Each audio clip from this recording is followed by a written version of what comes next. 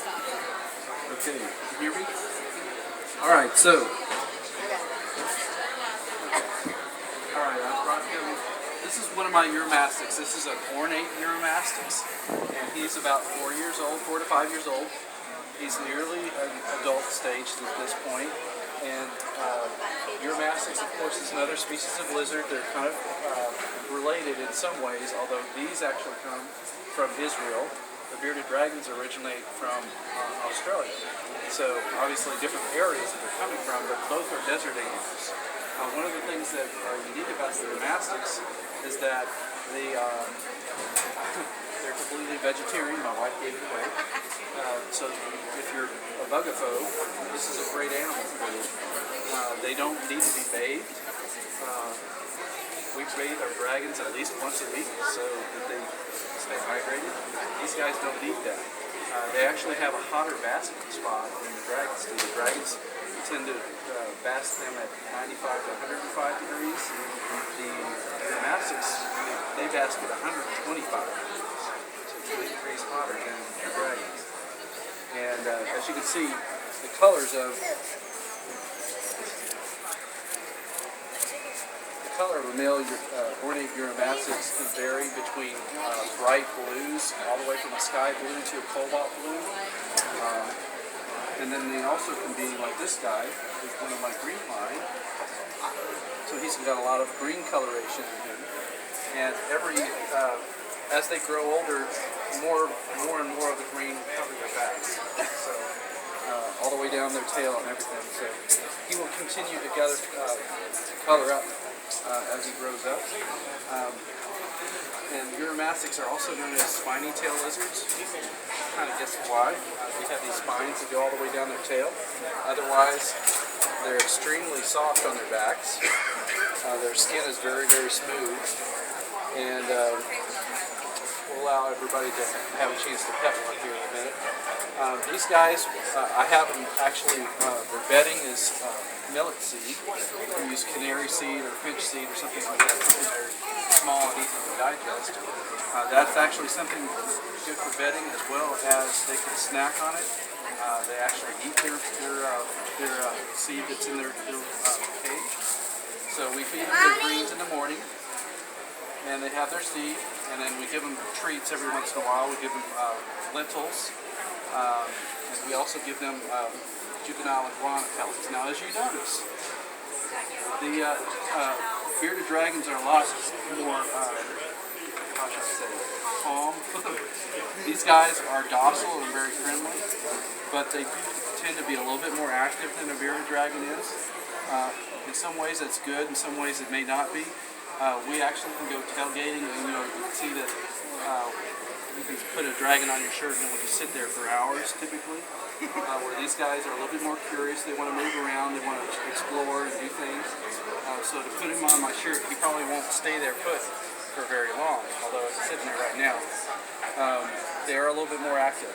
In some ways it's a little bit more interesting perhaps because you see them actually interacting a little bit more.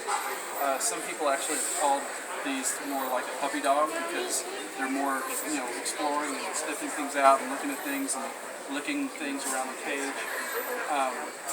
Typically to work with a dragon it's very simple. I mean usually dragons are very easy to work with, to get accustomed to you. You can pick up a dragon and usually they're not going to be too fussy. Sometimes it takes a little bit of time for you to get Uromastyx to be really docile and easygoing. Most of the time I've not had any real troubles with it, but a lot of times instead of picking up a Uromastyx, I'll put my hand in the cage and allow it to come up, sniff my hand, and walk up. And that way I know that he feels comfortable or she feels comfortable with me handling it. So this one right now is actually doing pretty good, standing on my shoulder. So just some other things about Uromastyx.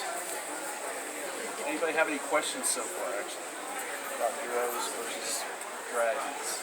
Oh, I know a couple things I can tell you. Dragons actually live somewhere between 8 to 12 years, obviously with good husbandry. These guys actually live 20 years plus, so their lifespan is a lot longer. And once again, These guys do not need to be bathed very frequently. In fact, there are some circles that say that they should avoid water. You don't have to mist them. You don't have to bathe them. You don't need to have a water dish in their cage of any sort because you're going to get all their hydration from the greens. So, and that's just the way that they're designed. God made them that way. So they don't need to have a bath. They don't need to have water, and they do just fine.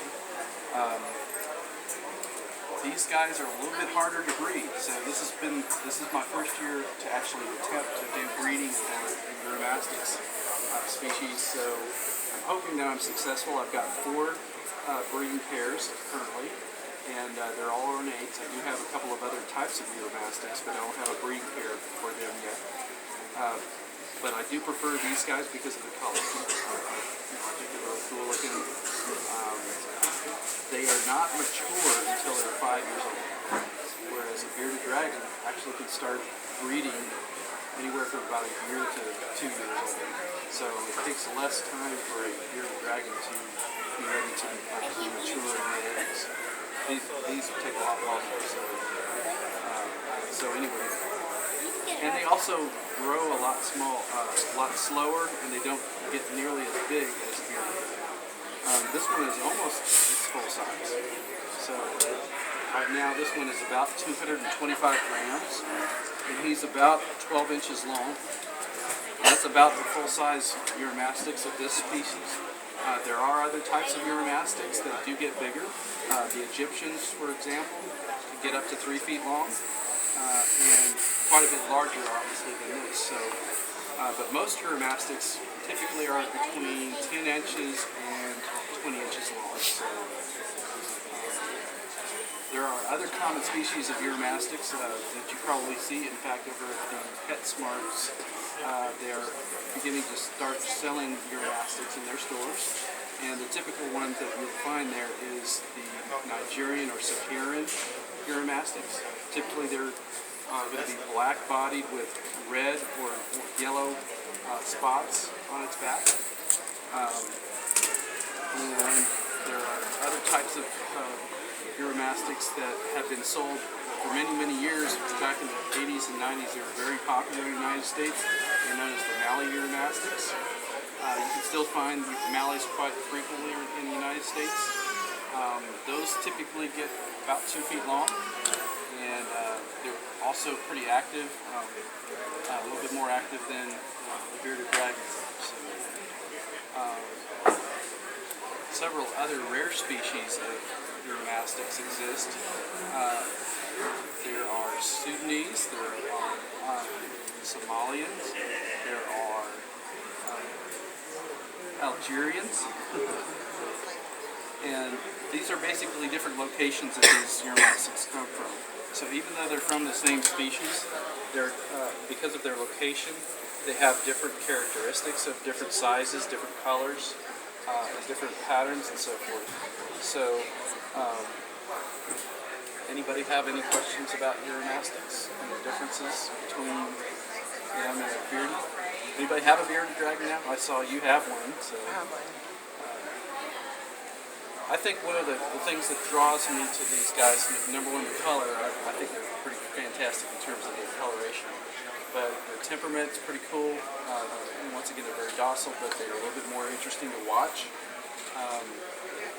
They're kind of humorous to watch. You know, they don't just stay put. They investigate stuff, so they're a little bit more interesting to watch in the cage. And the fact that I don't have to bathe them and I don't have to feed bugs. So the total cost of ownership of a Uromastyx tends to be less than a bearded dragon, just because bugs tend to be the largest expense to have a dragon. So that is another reason why it draws me. I missed the husbandry part. What's their temperature and if they need humidity levels? Okay, good questions. On husbandry, the temperatures are typically 125 for the basking spot, and 85 for the cool side. So you have to have a very large temperature gradient from the hot side to the cool. Most people recommend having a 4-foot enclosure to get that. if you come over to my table, I've actually got screens on the left-hand side of my enclosures to keep air ventilation coming through, so I can get a higher temperature gradient from the hot side to the cool side. So that's one way that I've been able to accomplish that. Is it hot and humid or hot and dry? Hot and dry. They are desert animals. Okay. So they come from Israel. Oh, So okay. it's very hot and very dry there. Okay.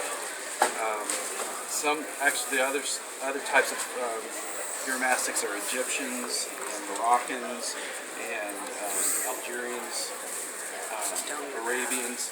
All these are in kind of the Middle Eastern area. So a lot of it, Middle Eastern desert, if you think about that, it's really hot, it's very arid and dry. Are they arboreal at all, or ground lizards? They're pretty much ground dwellers. They tend to like to have a hide in their cage. In their natural habitat, they typically are in the rock outcrops, so they're actually in little crevices in the mountains sometimes, or in the hilly areas, usually hot areas. And they will hide or they'll sleep in the little crevices at night. And typically the tighter the squeeze is for them, the more secure they feel. They don't feel like there's going to be anything that can get to them. And then of course once it gets hot, they'll come out and they'll forage around looking for their food, and they'll bask and that type of thing. They'll be more active of course during the daytime.